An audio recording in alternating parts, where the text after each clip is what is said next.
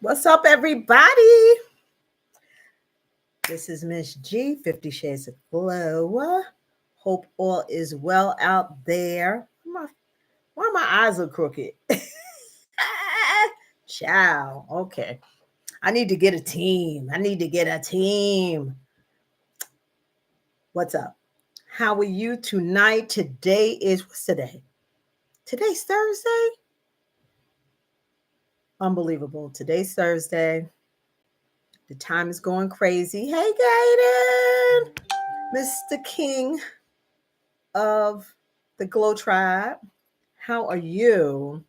I hope all is well and your week has been fabulous. Why is my thing looking like crooked? I hope all is well. I'm Gloria. Miss G, people call me Miss G, Glow, all of that. I am the owner and operator of Glamp Lux Travels and Experiences. And I curate and plan trips to the continent of Africa.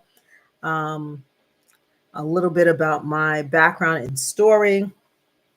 I worked for a large company that offered travel to their platinum and centurion clients.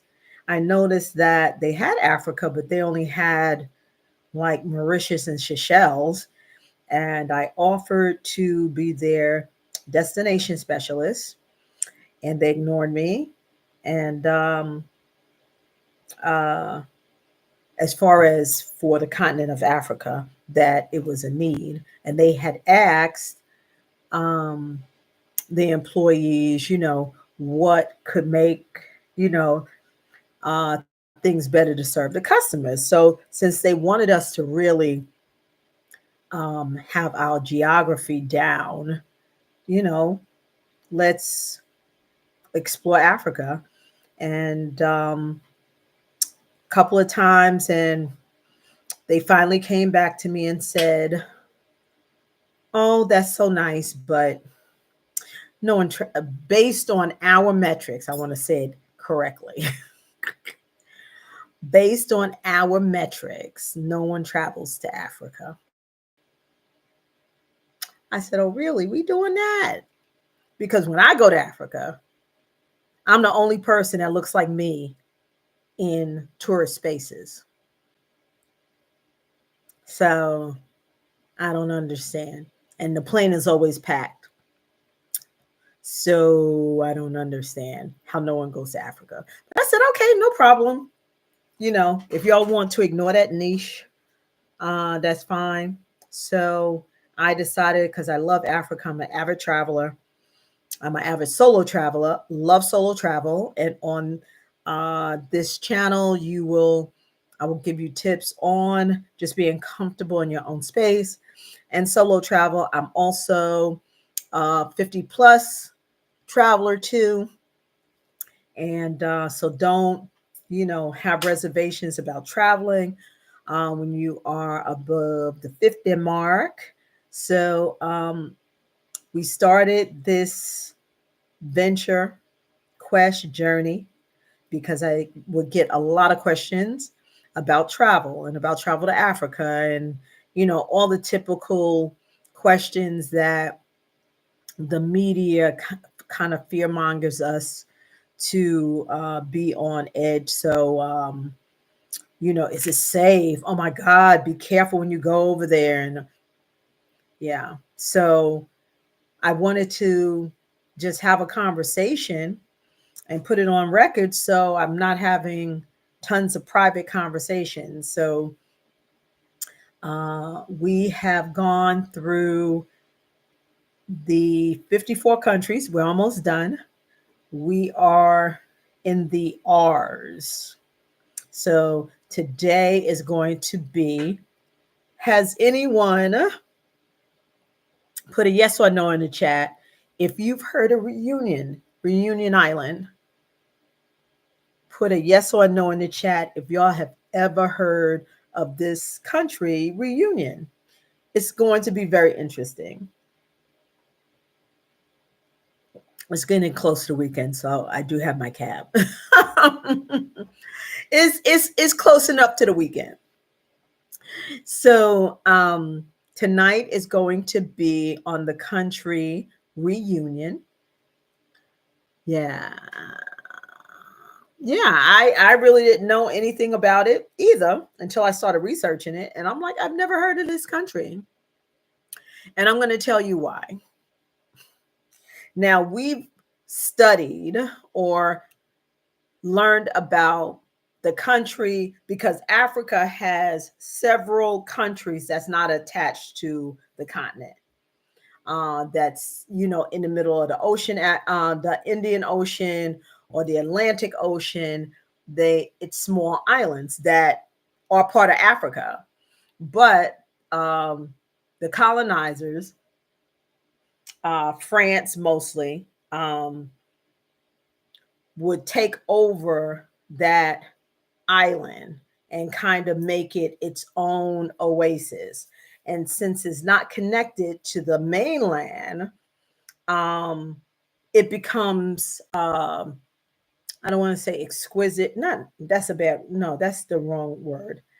Exclusive, because you have to get over to that island, and that's the island is only its own piece. If you're on the continent, you can drive all over the continent, but to get to those islands, you have to fly, and usually those islands or country islands, um, is very expensive because they have to fly things in, and different than the continent, the mainland itself. What I've noticed, they don't have, they're not sitting on gold and diamonds. The islands that are in the middle of the ocean. So it's almost kind of like I don't want to say a man-made. They have beautiful beaches because it's an island, and then the inhabitants there is usually Europeans, with money. They invest in the country and infrastructure because they have the finances to do it. So they make it their own oasis. So, and the only people of color, true color, that's there, it are people that workers. Those are the only people. So when you go to those African islands, you're like, wait a minute, I don't see any Africans. I see all white people. We're the Africans. I don't see any black people. Very few. Very few. It's almost like the Hamptons. If people are from New York, it's its own made thing. Because if people from New York, like back in the day, I remember the Hamptons before the Hamptons was a Hampton. I remember when the Hamptons was just tumbleweed, hundreds of miles of just tumbleweed. And I used to go to Girl Scout camp out there. Uh, they had it on Blue Bay, and then it was Camp Tekawika and Camp Blue Bay, and the boys. I think it was Boy Scout camps out there too. It was out in the middle of nowhere, like literally. You would drive at least an hour, and all you see is just tumbleweed, just tumbleweed. It's a whole different look now, but it's almost like that. And these islands is like like a Hamptons or Sag Harbor or Martha's Vineyard. That's how it's set up. So they bring people in. So the history, let's get into the history. So this is a small island off the east coast of Africa. So it is between Madagascar and Caden. You said you wanted to check out Madagascar. Madagascar, and Mauritius, right? So it is widely, can't believe it. Yeah, I think it's one of the only African countries that still don't have their independence. They don't have their independence. They are considered, it gets so complicated. You know how when you see on people's profile and they say relationship complicated, this is what this is. So it's an African country, but it's a French colony too. Isn't that crazy? It is a French colony, but it's an African country. Isn't that crazy? Yeah. It's an African country, but everything is run, financed by France.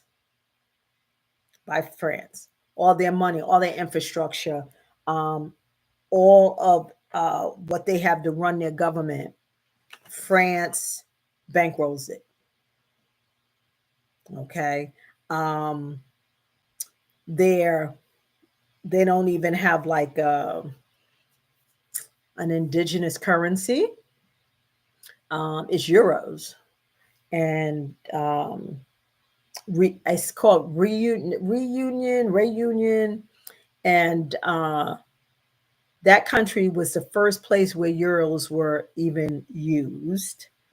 Um, there's very little as far as religion because we talk about the people and religion, so it's a small island. It's only like 800,000 people.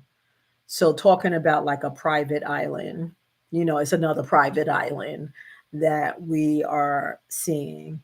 And they they their history rolls back to probably the 16th century.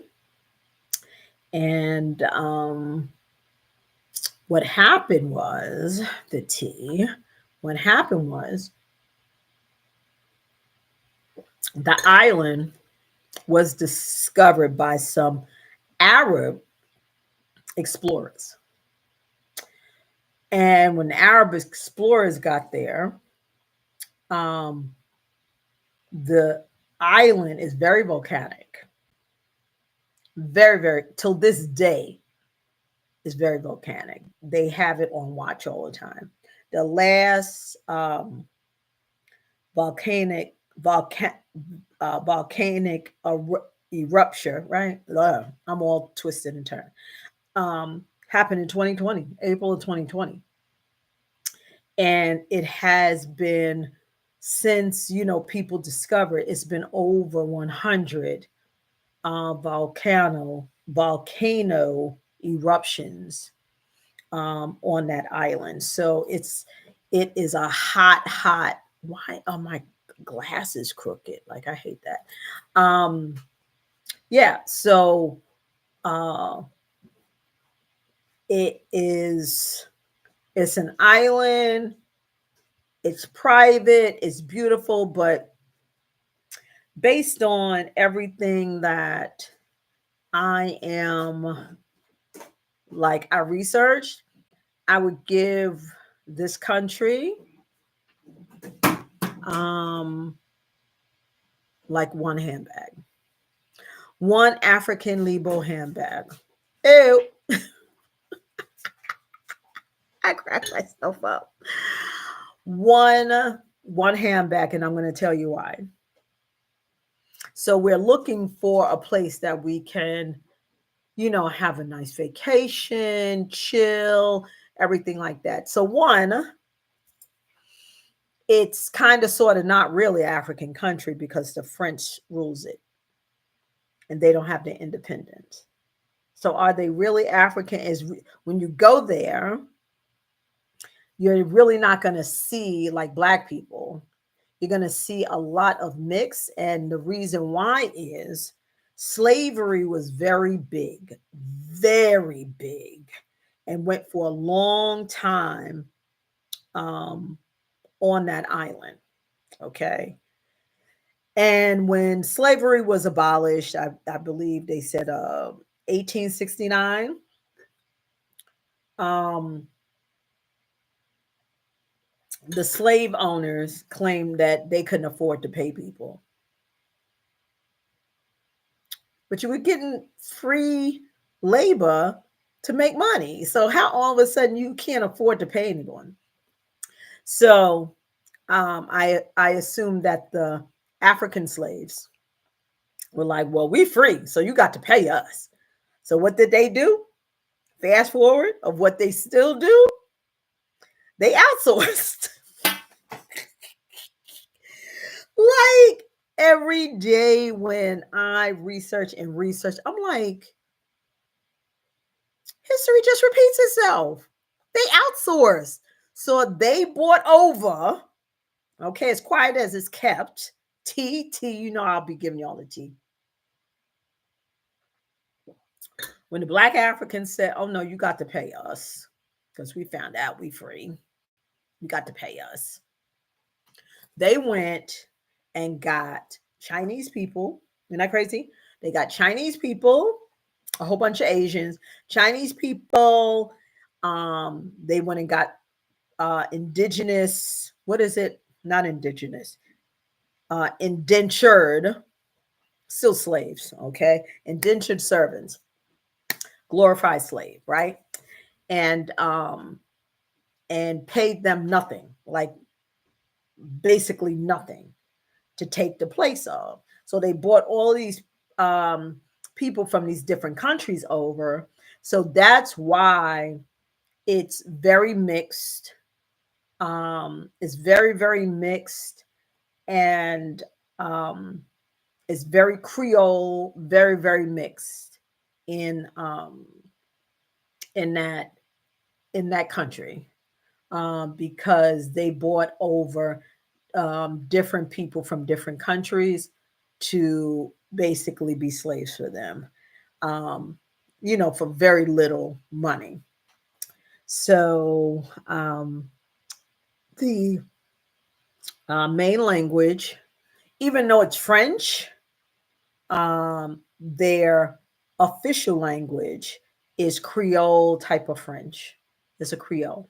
They don't speak English there at all. Even though it's like European, they speak French. They speak French or Creole. So I would assume that the Europeans that come over there speak French, and the workers, since it's a mix, they speak the French Creole. So if you know French, okay, but I still, just my opinion, you're going to get, I always give y'all the follow up. I always give y'all homework to check things out for yourself, because, this is information that I'm just sharing. So y'all can run with it to understand the continent of Africa, right? So um, the um, the language is French Creole. That's what everyone speaks. It's a mix. And I was going to tell y'all something. Um, it's very little to know, of course, because it's mostly Europeans. The religion is Roman Catholic. And when they had the indentured servants coming over, they turned them into Christianity. They had them change over to Christianity. So that was very interesting. They do have very, like I mentioned before, very, very beautiful beaches because it's an island, and they have unique beaches. Some of their beaches have black sand, black and green sand. And you know why? Because of the volcano. So, like the volcano sediments that go in the ocean and then builds kind of uh, in the ocean, it builds like these black rocks. So then the black rocks, when the ocean, I guess rolls over them or whatever. I'm not saying it correctly, but it made the sand black. So you have black sand, you have white sand beaches, Absolutely gorgeous. And I know the black sand beaches are definitely intriguing and probably drop dead gorgeous too. And they have green sand beaches. So that is like rail fly, right? The only thing is you can't enjoy the beach because they got sharks that come up to the like will eat your behind in a like a gallon of water. Like and I forgot because they talk in, the euro measurements, but it's like 1 liter of water a shark will attack you. So there are shark attacks are very, very common, and they have killed several people too. So they have, you're on the Indian Ocean, it's beautiful and everything like that. And for whatever reason, it's just not a safe place. Like this is like not a safe place to go. And we're not talking about, someone robbing you. It's just your safety. You don't know if the volcano is going to go off. Okay, it's going to erupt, and then you can't get in the beach. You can't get in the ocean because a shark is going to eat you behind up, eat your ass up. So why you there? Okay, and since it's European, the food is like European. So it's basically going to France, like an island of France, but it's actually Africa. Crazy, crazy. How do y'all feel about that in the chat? Give me some feedback. How y'all feel about that? It's a country in Africa that is a French colony. Don't have their independence from France yet and don't want it because they're getting bankrolled. But, you know, the Europeans, just like the other countries that's not connected, the Mauritius, the other one with the M, the Seychelles, all of those are basically private islands where the Europeans go and chill. They holiday, they're holiday islands. That's what it is. That's what it is. So, what else? So yeah, shark attacks, and they have like weird weather. So they were the only country that had the heaviest rainfall for 24 hours straight. So the weather is just like real. You could never like get comfortable there because something that is beyond your control will pop off. So you can't, so and to live there, we want to talk about, one, excuse me, one is um, traveling or, traveling, excuse me, traveling there. There's really nothing to do. And then two, um, as far as living there, extremely expensive because they don't have the resources and they have to get all their things imported. So it's very, very expensive to live. So, I wouldn't really, um, you know, encourage that. But uh, a fun fact is because I talked about resources. So they really don't have the resources that the mainland have. When we talked about the mainland had diamond, untapped diamond, gold, uranium, oil, all of that stuff. This island, and I believe the other islands do not, they don't even have like a real flourishing agricultural, you know, um, uh, resource. So, it's a private holiday island, and people with money made it the way it is. It was basically they saw this island sitting there, and they're like, "Oh, it's supposed to belong to Africa, but we're gonna take it over." That's what they did. That's what they did. It's beautiful, but it costs a lot of money to go, and it costs a lot of money to stay. And since they only get certain tourists at certain times, excuse me, certain tourists at certain times, the tourist scene isn't strong. What else? Oh, yeah, I was going to tell you about the fun fact. So the fun fact, talking about the resources, they really didn't have any resources, and they discovered well, not discovered because people was there already, but the French and the British came over like in the 1600s and fought over who gonna get the land. And between the civil wars and the uh, the changes in who was running it, they changed the name a couple times. It was not always Reunion. It was like Bourbon because they were naming it after like the family. And then when the French took it back, they named it Reunion. It was back and forth, back and forth, back and forth. So the French finally got it and kept the name Reunion.